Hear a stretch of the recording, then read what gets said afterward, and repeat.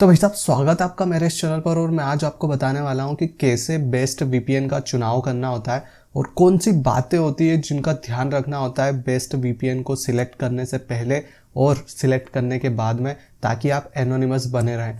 तो शुरू करते हैं फिर, और क्या।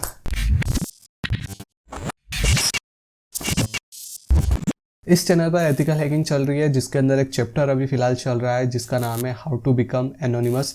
और इसके अंदर मैं बहुत सारी चीज़ें ऑलरेडी बता चुका हूँ। DNS, MAC address, IP address, proxy के बारे में बता चुका हूँ कि कैसे इनकी मदद से आप एनोनिमस बन सकते हैं। लास्ट टाइम मैंने एक वीडियो बनी थी जिसके अंदर मैंने बताया था कि आप वीपीएन की मदद से कैसे एनोनिमस बन सकते हैं। कई सारे जो मुगालते हैं लोगों के, वो भी मैंने दूर किए थे। लेकिन इस वीडियो के अंदर मैं बहुत सारी अच्छी अच्छी चीज़ें बताने वाला हूँ जिनसे और भी जो बचे कुछ मुगालते हैं वो सभी दूर हो जाएंगे। तो अगर आपने पहली वीडियो नहीं देखी है तो प्लीज़ आई बटन पे टिप करके देख लो, वहाँ पर आपको मिल जाएगी। और उसके बाद अब इस वीडियो की बात करते हैं। तो इस वीडियो के अंदर मैं बताने वाला हूँ कुछ ऐसी बातें जो कि आपको ध्यान में रखना बहुत ज़रूरी है अगर आप वीपीएन यूज़ करते हैं या यूज़ करने वाले हैं। वीडियो शुरू होने से पहले मैं कुछ चीज़ें क्लियर करना चाहता हूँ। सबसे पहली चीज़ वो ये है कि वीपीएन का जो मार्केट है वो बहुत फ्लक्चुएट होता रहता है। तो मैं बिल्कुल भी नहीं चाहता हूँ कि इसके अंदर मैं 2-4 एप्लीकेशन को लेकर उनको कंपेयर कर दूँ एंड 2-3 साल बाद ये वीडियो कुछ काम की ना रहे। तो मैं कंपैरिजन को साइड में हटाकर मैं कुछ आपको ऐसे पैरामीटर्स बताऊंगा जिनकी मदद से आप फ्यूचर में भी, अभी तो ठीक ही है, फ्यूचर में भी कभी भी कोई अगर देख रहा हो इस वीडियो को तो उनको भी ये हेल्पफुल हो रहेगी कि कैसे वीपीएन का सिलेक्शन करते हैं और क्या चीज़ें ध्यान में रखने हैं क्या नहीं। मैं कितनी बार बोल चुका हूँ, मैं बहुत बार बोल चुका हूँ। तो मैं कुछ पैरामीटर्स बताने वाला हूँ, मतलब कुछ ऐसी चीज़ें बताने वाला हूँ जिनकी मदद से आप बेहतर विकल्प का चुनाव कर सकते हैं। ठीक है। दूसरी चीज़, मैं ये नहीं बोल रहा हूँ कि यहाँ पर बहुत सारे ऐसे लोग हैं जिनके पास पीसी लैपटॉप नहीं है। तो भाई साहब, ये जो पैरामीटर्स मैं यहाँ पर बता रहा हूँ वो आपको भी काम आएंगे। ठीक है। और प्लीज़ कमेंट में ये मत पूछना कि कौन सा वीपीएन हम डाउनलोड करें या कौन सी एप्लीकेशन हम डाउनलोड करें बेहतर रहेगी। मैं बस जो पैरामीटर्स बता रहा हूँ आप उनका यूज़ करो। ये चीज़ पीसी में भी काम आएगी और एंड्रॉयड यूज़र्स के लिए भी काम आएगी। तो ये दोनों के लिए है, तो प्लीज़ कंफ्यूज मत होना। और मैं भाई साहब बोलता हूँ तो सिर्फ लड़कों के लिए नहीं, लड़कियाँ भी है, बहुत सारी जो व्यूअर्स हैं और ये उनके लिए भी है। ठीक है। तो मैं सभी को भाई साहब बोलता हूँ। सबसे पहली चीज़ जो कि बहुत इंपॉर्टेंट है वो ये है कि आपको फ्री वीपीएन से दूर रहना है, फ्री वीपीएन का यूज़ नहीं करना है। मैं ऐसा इसलिए बोल रहा हूँ क्योंकि बहुत सारे कई बार टेलीग्राम चैनल वगैरह पर भी बहुत सारे लोग पूछते हैं कि भैया यार हमको कुछ वीपीएन के बारे में बताओ, कुछ बेस्ट वीपीएन के बारे में बताओ जो हम यूज़ कर सकते हैं, जो कि अच्छे, जिसके पास अच्छे सर्वर्स हो, फास्ट हो वगैरह वगैरह। एंड जब मैं उनको कुछ 2-4 वीपीएन सजेस्ट करता हूँ तो वो बोलते हैं कि अरे नहीं, ये तो पेड वाले हैं, हमें फ्री वाले बताओ। जबकि ये बहुत डेंजरस हो सकता है। अगर आप एनोनिमस बनना चाहते हो तो फ्री वीपीएन से आपको दूर रहना पड़ेगा। सबसे पहली चीज़, इसके अंदर बहुत सारी चीज़ें मैं अलग अलग तरीके से एक्सप्लेन कर सकता हूँ कि क्यों ये डेंजरस हो सकता है। सबसे पहली चीज़ यही है कि उसने कोई धर्मशाला नहीं खोल रखी है। ठीक है। वीपीएन सर्विस के नाम पर उसने कोई धर्मशाला नहीं खोल रखी है। अगर मैं किस तरह से वीपीएन काम करता है मैं जस्ट बताता हूँ कि मान लीजिए कि मुझे अगर वीपीएन सर्विसेज देनी है लोगों को तो मुझे क्या करना पड़ेगा, मुझे अलग अलग सर्वर्स लेने पड़ेंगे। ठीक है। अलग अलग कंट्रीज़ के सर्वर्स लेने पड़ेंगे। मान लीजिए कि मैंने इंडिया से ही इसे शुरुआत की और मैंने 4 अलग अलग जगह के सर्वर्स ले लिए। तो सर्वर्स लेने में सबसे पहले पैसा लगता है, बहुत ज़्यादा पैसा लगता है। ठीक है। दूसरा, उन्हें मेंटेन करने का भी पैसा लगता है। सिर्फ एक बार लेने के बाद ये लाइफ टाइम के लिए नहीं होते, ये इनको मेंटेन करने का अलग अलग खर्चा होता है। तो अगर मान लीजिए कि मैंने 500 लोगों के हिसाब से सर्वर्स लिए और थोड़े टाइम बाद लोग बहुत बढ़ चुके हैं और 1000 हो गए और 1000 के हिसाब से अब मुझे वापस सर्वर्स चेंज करने या चेंज नहीं भी करने हैं, तो अगर मुझे इसकी बैंडविड्थ या लेटेंसी वगैरह बढ़ानी है या इसके ट्रैफिक मैनेजमेंट को और बेहतर बनाना है तो उसके लिए मुझे पैसे देने पड़ेंगे। तो क्या लगता है आपको कि मैं हज़ारों डॉलर्स खर्च करके लोगों को फ्री में सर्विसेज दूंगा क्या? कोई भी नहीं देगा। ठीक है। किसी ने धर्मशाला नहीं खोल रखी है। प्राइवेसी पॉलिसीज जो होती है या टर्म्स ऑफ कंडीशंस जो होती है वो हम पढ़ते नहीं, आई एग्री करके निकल जाते हैं। उसके अंदर सारी चीज़ें लिखी होती है। आप किसी भी फ्री वीपीएन को उठा के देखो, वहाँ पर सारी चीज़ें लिखी होगी और आपके होश उड़ जाएंगे वहाँ पर क्या क्या लिखा होगा। ठीक है। सबसे मेन चीज़ जो मेजर इशू हो सकता है वो ये है, वो इनक्रिप्टेड ना हो। दूसरा, वो आपके डेटा को स्टोर भी कर सकता है। ठीक है। वो आपके हर एक चीज़ को स्टोर कर सकता है, जो भी आपने एक्टिविटी वहाँ पर की है वो सभी को स्टोर कर सकता है और उस डेटा को बाकायदा बेच भी सकता है। बेच के वो पैसे कमाएगा। हो सकता है कि कई बार मैंने देखा है, एक्चुअली मैंने पर्सनली एक्सपीरियंस किया है कि जो भी बहुत सारे जो फ्री वीपीएन्स के जो सॉफ्टवेयर्स होते हैं उसके साथ में आप देखना कई बार एडवेयर आता है। ठीक है। अगर एडवेयर नहीं पता है तो हम आगे बात करेंगे, लेकिन आप अभी फिलहाल के लिए गूगल कर सकते हो। एडवेयर जो आता है ना, एडवेयर के अंदर क्या होता है कि जैसे ही आप मेन जो सॉफ्टवेयर होता है वीपीएन का, जैसे ही आप उसे इंस्टॉल करते हो तो उसके साथ में वो जो वायरस होता है ये एडवेयर, लेकिन ये जस्ट एड शो करता है, तो ये भी इंस्टॉल हो जाता है उसी के साथ में। एंड कई बार ये ऐसा होता है कि जैसे ही आप ब्राउज़र ओपन करते हैं तो सर्च करने कुछ और जाते हैं और हो कुछ और जाता है, या अगर आपको जो भी बाय डिफ़ॉल्ट ब्राउज़र पे आपने जो भी सर्च इंजन सेट कर रखा है वो उसे चेंज कर देता है, या कुछ भी, मतलब बहुत सारी चीज़ें हो जाती है। आप कुछ भी दूसरा सॉफ्टवेयर यूज़ कर रहे हैं, पॉपअप आने लग जाते हैं आपकी स्क्रीन के ऊपर। ये दोनों जगह होता है, मोबाइल में भी और पीसी लैपटॉप सब सभी में, ठीक है। तो ये भी थोड़ा सा ध्यान रखें कि फ्री वीपीएन्स के साथ में क्या क्या चीज़ें वो आपको उपहार समेत दे रहे हैं। तो बहुत सारी चीज़ें होती है जिसकी मदद से वो पैसे कमाते हैं। इस चैनल पर तो वैसे हम कोई भी इलीगल एक्टिविटी करने वाले नहीं हैं, और ना ही मैं किसी को इनकरेज करता हूँ इस वीडियो के माध्यम से कि आप इस तरह की कोई हरकत करो। यहाँ पर मैं आपको दिखाता हूँ कि फ्री वीपीएन किस तरह से घातक साबित हो सकते हैं। मान लीजिए कि क्लाइंट है, ये आप है जिसने फ्री वीपीएन का जो भी है एप्लीकेशन वगैरह डाउनलोड कर रखी है, और आप यहाँ से कुछ भी हरकत करते हैं, और ये जो वेब सर्वर है ये आपका टारगेट है, और यहाँ से आपने कुछ भी अटैक किया या यहाँ पर कुछ भी नुकसान किया या पर्टिकुलर किसी बंदे का नुकसान किया, कुछ भी हरकत करी, कुछ भी इलीगल एक्टिविटी करी, तो क्या होता है कि यहाँ से जो आपका मेन आईपी है वो यहाँ से चेंज हो जाता है। जो भी रिक्वेस्ट आपने यहाँ से करी थी वो यहाँ जाती है पहले, एंड देन यहाँ जाती है। तो इसको क्या लगता है कि यहाँ से आई है, तो यहाँ पर तो लॉग्स बन गए हैं, यहाँ पर तो पता है कि कहाँ से आई है, ठीक है।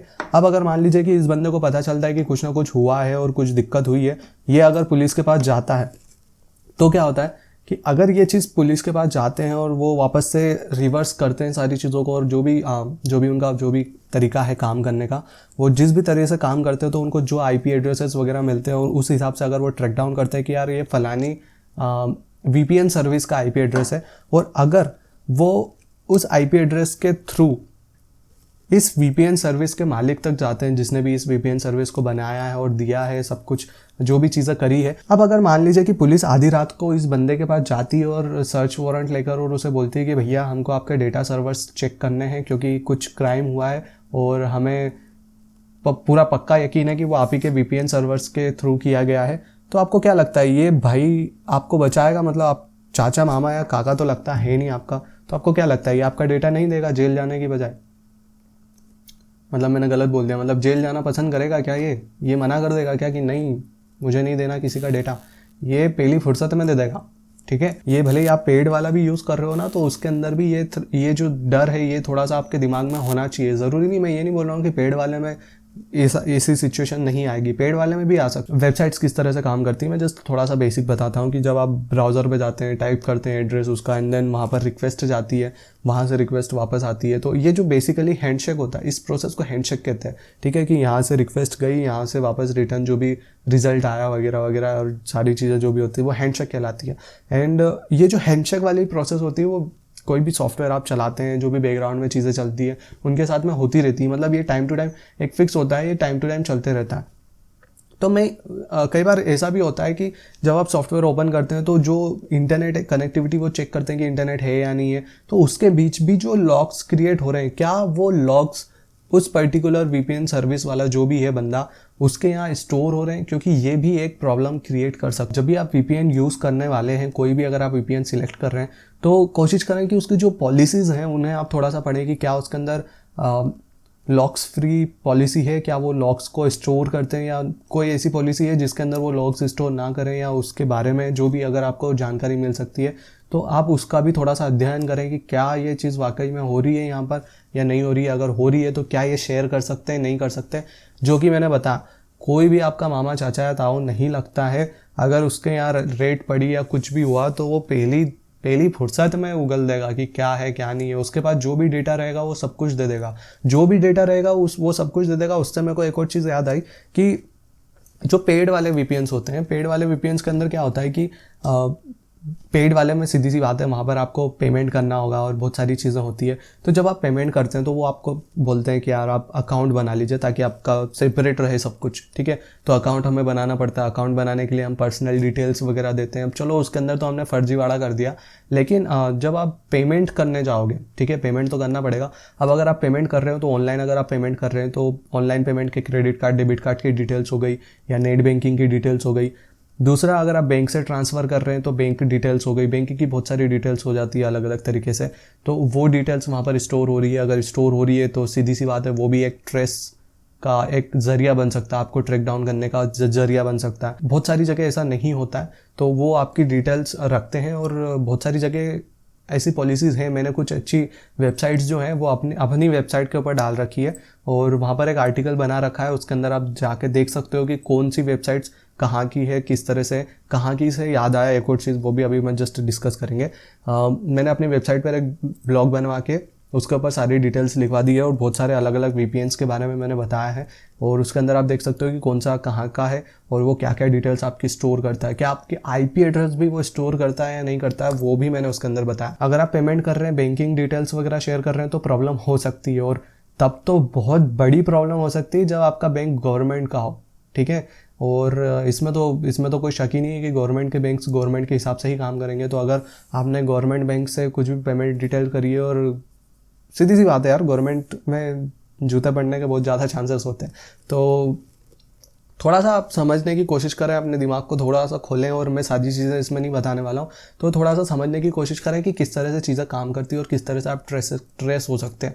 कभी भी कोई भी अगर आप ऐसी सर्विसेज ले रहे हैं, तो अपनी कंट्री का तो लेना बिल्कुल भी सही नहीं होता है। ये बहुत गलत हो जाएगा अगर आप अपनी ही कंट्री की VPN सर्विस लेकर कुछ भी हरकतें कर रहे हो। साइबर क्रिमिनल्स ऐसी हरकत नहीं करते हैं, वो हमेशा उस जगह का या उस कंट्री का VPN या DNS वगैरह चेंज करते हैं जहाँ का लॉ जो होते हैं, लॉज वगैरह भी बहुत इंपॉर्टेंट होते हैं। डेटा रिटेंशन जो लॉ होते हैं वो बहुत ही क्या कह सकते हैं, बहुत नॉर्मल हो, मतलब ज़्यादा स्ट्रिक्ट ना हो, क्योंकि बहुत सारी ऐसी कंट्रीज है जैसे USA वगैरह, और यहाँ पर बहुत खतरनाक लॉज होते हैं। और अगर आप यहीं रहते हो, US में रहते हो, और US के ही VPN यूज़ कर रहे हो, और US की ही गवर्नमेंट बैंक से आप ट्रांजैक्शन कर रहे हो, तो बहुत दिक्कत हो सकती है, मतलब आप बहुत लंबे धराओगे। तो इस तरह की हरकत ना करें। और वैसे तो इंडिया में इतना कुछ खास डेटा रिटेंशन लॉज नहीं है, और यूज़र प्राइवेसी के इतने कुछ खास लॉज नहीं है, बट मैं बिल्कुल भी आपको सजेस्ट नहीं करूँगा कि आप इंडियन VPNs यूज़ करें, वो बहुत ही गलत हो जाएगा अगर आप कुछ भी ऐसी हरकत कर रहे हैं। मैं आपको बिल्कुल भी सजेस्ट नहीं करूँगा कि आप कुछ भी ऐसी हरकतें करें, लेकिन अगर आप कर रहे हैं तो उसका ध्यान रखें। तो कंट्री बहुत इंपॉर्टेंट होती है बाबू। तो भाई साहब, आज के लिए बस इतना ही है, और मेरे ख्याल से आपको सब कुछ समझ में आ ही गया होगा। अगर नहीं भी आया तो आप कमेंट सेक्शन में लिख के मुझसे पूछ सकते हैं, मैं आपको ज़रूर जवाब दे दूंगा। इसके अलावा टेलीग्राम पर जाएं, वहाँ पर आपको बहुत सारे अच्छे अच्छे कोर्सेज मिल जाएंगे। अगर इस वीडियो के अंदर कोई चीज़ नहीं समझ में आई है तो वहाँ जाकर आप मुझसे पूछ सकते हैं पर्सनली। दूसरा, वहाँ पर मैं बहुत सारे अच्छे अच्छे कोर्सेज अपलोड करते रहता हूँ। यूडेमी के कोर्सेज होते हैं जो लिमिटेड टाइम के लिए फ्री होते हैं, ठीक है। मुझे कुछ प्रोमो कोड्स वगैरह मिल जाते हैं, तो मैं उन्हें फ्री करके आपको शेयर कर देता हूँ, लेकिन वो कुछ लिमिटेड टाइम के लिए होते हैं। तो अगर आप टेलीग्राम चैनल ज्वाइन करें तो उसे म्यूट ना करें। तो दैट्स इट, आज के लिए बस इतना ही है, और इतना प्यार देने के लिए, इतना सपोर्ट करने के लिए बहुत बहुत धन्यवाद। नई वीडियो में मिलते हैं, कॉन्फ़िगरेशन सीखते, ठीक है। बाय।